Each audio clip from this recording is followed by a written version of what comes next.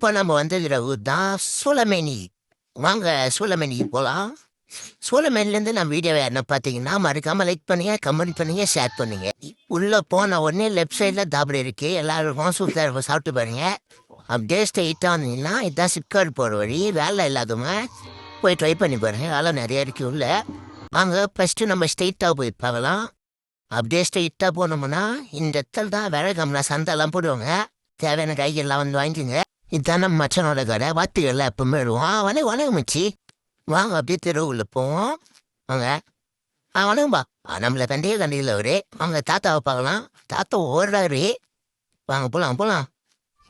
ஆமாடி. ஐய் நல்லா சுற்றி பாருங்க. இதெல்லாம் எப்படி இருக்கு பாருங்க.